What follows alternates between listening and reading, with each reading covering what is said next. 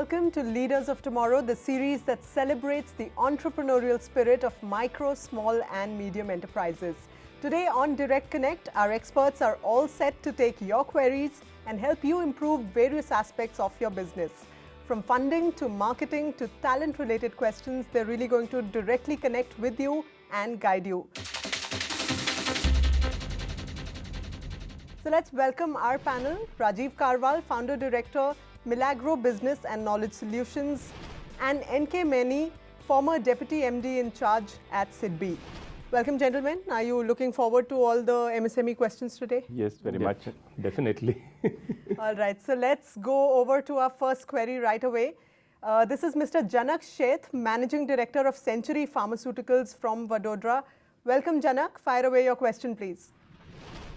I am Janak Seth. I am the Managing Director of Century Pharmaceuticals Limited. It's a bulk drug active ingredient manufacturer of pharmaceuticals in India, and we are one of the MSME companies. Our problem is many of the MSMEs are suffering from defaults in payment for their supplies to large industries as well as government companies. How can MSME companies protect themselves and recover these huge sums from these erring companies?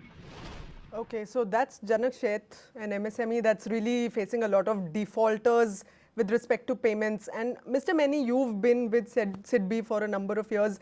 That's a common problem that I'm sure you hear very often. What's the solution really? Yeah, Mridu, you're right. This is a typical problem that the MSME sector invariably faces when they make supplies to large industries or corporates. The payments are invariably delayed. And it is estimated that not only in the private sector, but the public sector also at any point of time has about 60,000 crore rupees outstanding towards the receivable payments of the MSME sector. Now, how do we tackle this problem really? Firstly, the MSMED Act has a provision that in case of delay beyond the stipulated period, there would be a penal charge which is thrice the bank rate. If I recall rightly, the bank rate currently is at 7.75%. So it means that the large corporate has to pay a penal rate of about 23% on the delayed payment. But in reality and in practice, it actually doesn't happen because many of the smaller units would not really go to court against the large corporates because of their long-term relationship. So the long-term solution to this problem lies in terms of having an exchange on which the bills can be discounted. You'd recall that some time back, Reserve Bank of India had floated the concept of the trade receivable e-discounting system platform, basically, an electronic discounting platform for discounting the receivables of MSMEs. The idea is that on this platform, all the MSMEs can upload their bills as and when they make a supply of goods or services to any large corporate. And then the corporate would have to accept the bill within a certain laid down period of time. And thereafter, this would be discounted by the various financial institutions which would be members of that exchange. These could be banks, these could be NBFCs, these could be financial institutions also. Recently, RBI has licensed three such platforms which would take care of this problem in times to come. Knowing that all of these things are available, but you know, an MSME really doesn't have the time, the bandwidth or the funds really to get into a battle with a large corporate or a PSU for that matter. So Rajiv, in your experience, what would be the best way forward for somebody like Janak? You see, Mr. Meni rightly referred to the MSMEDA, 2006. In that, there are lots of other provisions also. So, if an MSME is registered with the Government of India, the number has to be quoted in their invoice to this large corporate while invoicing. And in the annual books of accounts, these large corporates have to reflect these creditors, very clearly in their books of accounts. And if there is a pre-agreed time period of the credit, it is already agreed, so beyond that the interest kicks in. If it is not, then also the law stipulates that beyond 45 days the interest element actually kicks in. And if the large corporate still does not cooperate, then there is an MSME facilitation council which has to be made by the state government. That is what the law stipulates. So but at least there is this redressal mechanism which is there. Let's get our next caller in. Sudhir Chandra is calling us from Ambala. He's the CEO of Chandrapur Works. Welcome, Sudhir. What's your question? I am the managing director of Chandrapur Works, Yamunanagar, where we are manufacturing heavy machinery. My question is that the small scale industries, the MSME industries, which are doing a lot of exports from India, like our company, we have a turnover of around 70% of our total turnover in exports. So my question is how to reach the potential customer overseas. Can the Indian embassies help us in meeting these customers as they are knowing what are the potential in their countries? All right. Rajiv? Definitely, yes. If they write to the Indian embassies, there is a trade counselor, who actually arranges for the meetings. And what we have found, in our interactions is that most of the embassies and the trade counselors are extremely, forthcoming in arranging these meetings. In fact, not only this, if suppose there is sometimes any credit dispute or payment dispute or delayed deliveries, etc., which happen, even they help in that resolving that also. Oh, so I think they should just reach out to the embassies, and if sometimes they are not in a position to help, they will actually at least guide them to the right chambers or the right associations in that And this you're talking of developed as well as emerging markets? Yes, very much, very Right. much. In your experience, what are some of those marketing mantras that companies like Chandrapur Works can really, leverage? One, of course, in addition to what Rajiv has said, you have the export promotion councils also. Right. There are some 20 odd export promotion councils in the country, and the Engineering Export Promotion Council would be the relevant council in his case, which would also provide similar services to what Rajiv mentioned. They also organize trade fairs, exhibitions, buyer-seller meets, etc. So Chandrapur Works could be participating in all those exhibitions and fairs. And they could also enroll with the National Small Industries Corporation, NSIC, which again does a lot of such work abroad also, and they have some of their offices abroad also. And through the Development Commissioner of MSMEs, they can also take help in terms of subsidy for participating in fairs or exhibitions abroad. All right. I hope that answers your question, Sudhir. All right. Let's move on to our next query. This one is an email from Mukul Bhargav, Managing Director at Bhargav Rotopack from Bengaluru. He writes, there is a need for a single window for registration of new units. There are several certificates to be obtained and inspectors start visiting the moment you set up shop. How do we cope with this? Mr. Many, the Udyog Aadhaar memorandum is one step in that direction, but how can people like Mukul really, going forward, apart from Udyog Aadhaar, what are the other mechanisms that they possibly are not aware of? Recently, the Committee on Financial Architecture for the MSME sector was set up under the chairmanship of Mr. Kamath. I was a member of that committee, and one of the recommendations of that committee was the single window clearance based on a similar model in a very small country like Egypt also. And I'm glad that you mentioned about the Udyog Aadhaar memorandum, because that is the first step in the direction of single window clearance.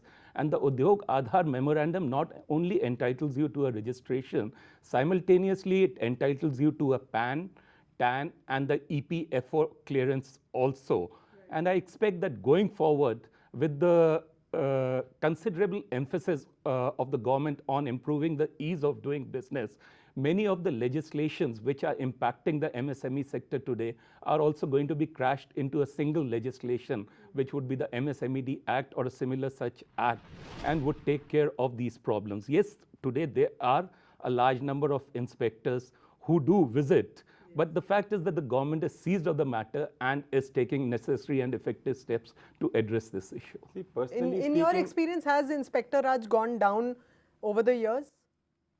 It has, but before that, I'd just like to add to what Mr. Mani said. As per the law as per the Act, any enterprise which invests in plant and machinery up to 5 lakh rupees is called micro, and up to 25 lakh rupees it is called as small. I personally feel that these limits are so small that really not much needs to be controlled.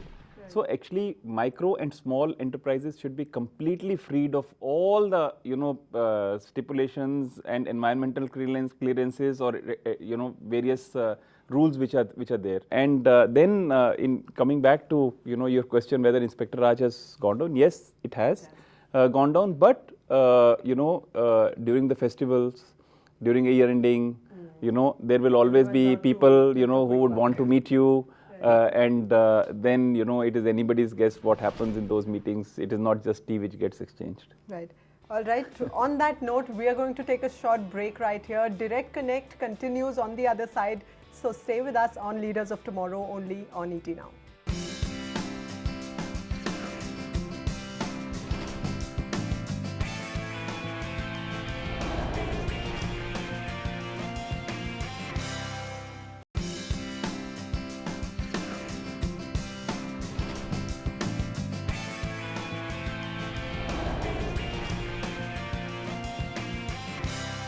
Welcome back to Leaders of Tomorrow. It's that day of the week when our experts solve all your queries. On Direct Connect, let's now connect with our next caller. Sandeep Mittal joins us from Ahmedabad. Hi Sandeep, what's your company about and what is your query for our experts? We are a company who are manufacturing defense, aerospace and gas turbine parts, and we are supplying our parts to all the big OEMs like Siemens, GE, Pratt & Whitney and Hindustan Aeronautics in India, and we are exporting our parts all over the world. In India, the PSUs, the oil and gas and power PSUs, refuse to even look at our expertise, and they are buying only from the original equipment manufacturers. So why is there a conflict? On one side, the Prime Minister is promoting Make in India. And when, somebody sets up a facility to make parts in India, our own PSUs don't entertain. How can MSMEs like theirs leverage the Make in India program?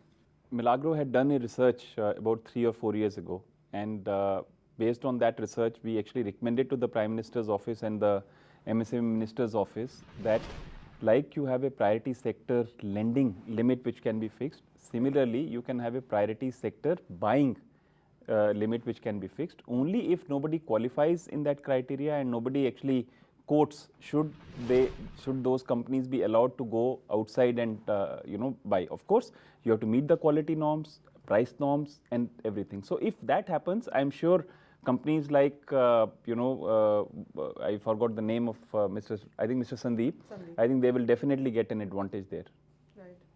In addition to what Rajiv has said, there is the purchase price preference, etc. All those mechanisms are already in place for purchases from the MSME sector.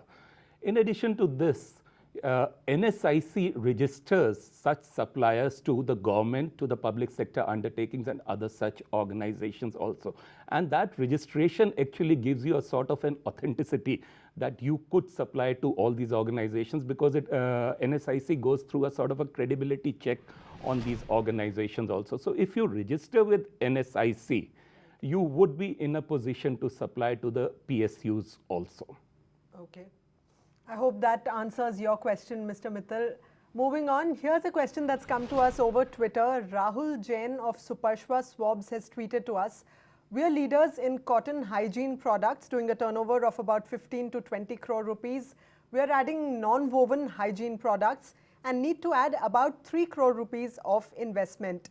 We have to generate funds, but all our collaterals have dried up. What are the do's and don'ts for us at this stage? Rajiv, would you like to answer? If there is a lot of money which gets stuck in the working capital, which can be freed up, I think that is the best way of freeing up money to generate more investment. If they have some good customers, who can give them advances and they can price their products at a lower price, that is another better way of financing your business, because customer doesn't really charge you anything. They buy the product and your sale is also assured, and your money doesn't really come at a very heavy interest. Equity options are also available. They should approach the various forums, including the Indian Angel Network, or even SIDBI will be able to definitely consider a good performing business. So I think there are various options which are open to them. Right. What would your advice be to Rahul? Also considering that the MSME minister recently said that the center is willing to, sort of Facilitate. give collaterals or give guarantee for collaterals on behalf of MSMEs. Is that an option that a company can take? I'll come to that separately, but for companies like this, which are growing at a rapid pace and have achieved a turnover of 20 crores,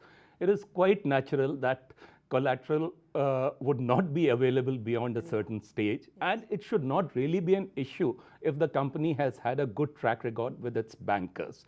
Now, such a company can access equity, as Rajiv had said, but in addition to equity, there is a product known as risk capital in the market, which is a sort of a quasi-equity product, which SIDBI and one or two commercial banks today have on offer. And this product helps you to meet the gap in your equity in a way, and leverage further loans also from commercial banks or other such institutions. Right. So they should be looking at risk capital as one of the products. About the guarantee mechanism which you mentioned, there's a guarantee mechanism in place, but it is for the smaller loans up to 1 crore rupees, which the threshold has probably been crossed by this company. Right. Next, we have a caller from Coimbatore. Ravi Pachiyappan, Managing Director of Biosint Nutraceuticals, joins us. Ravi, go ahead and ask your question, please.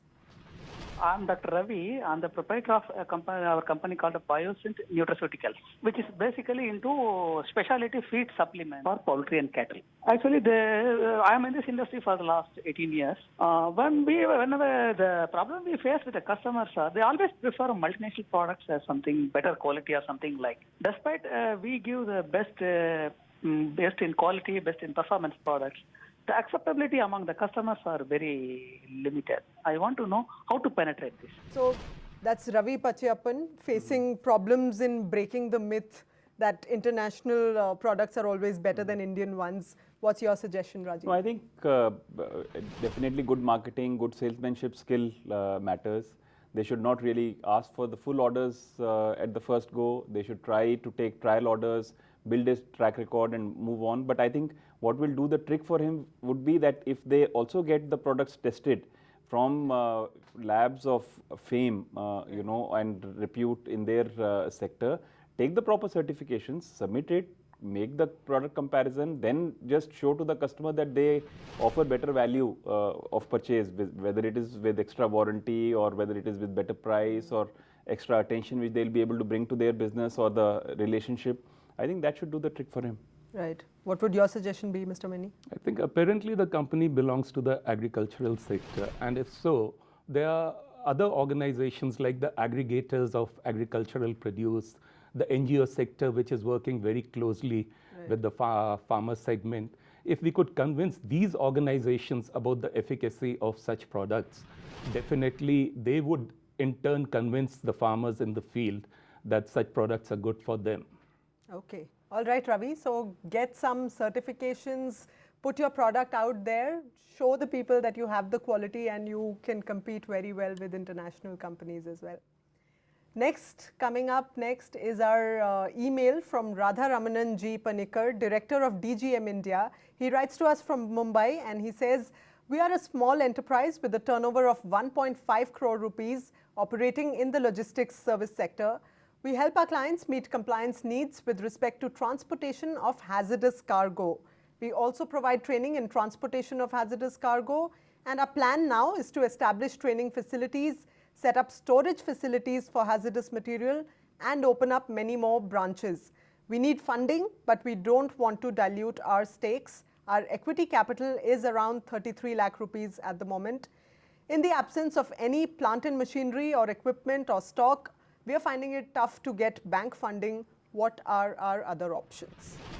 Rajiv. You see, the business they are in is a niche specialized segment. And I'm sure the margins in this sector will be much, much higher than the normal business.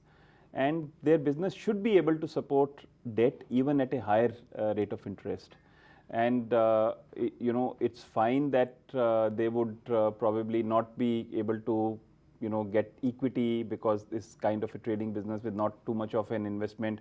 Growth wise, I really do not know what are their plans, but when he's saying we are entering into training and many other related activities, I would everything related to hazardous but I would say that I think if they are into if the main business is transportation of hazardous materials, focus on that.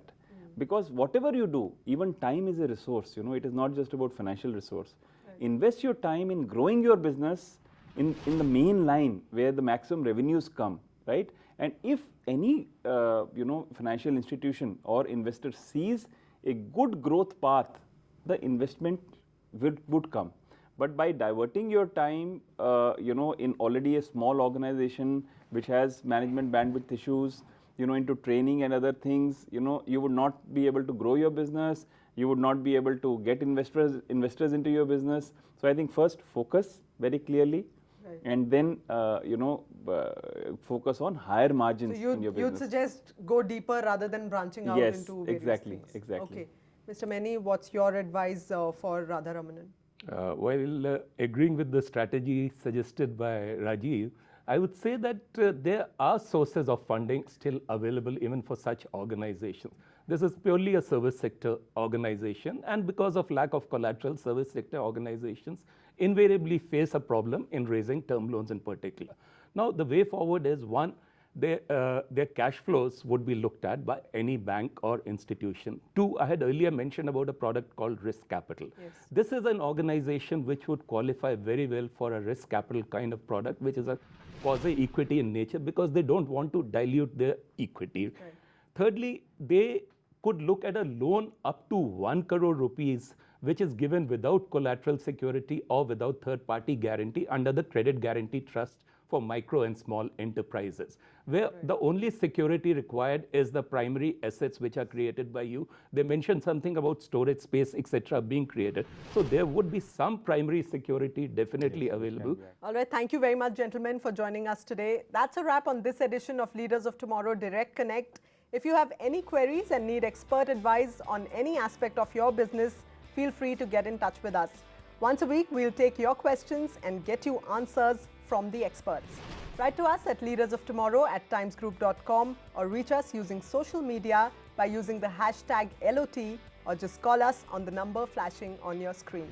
Thanks for joining us. See you tomorrow. Goodbye.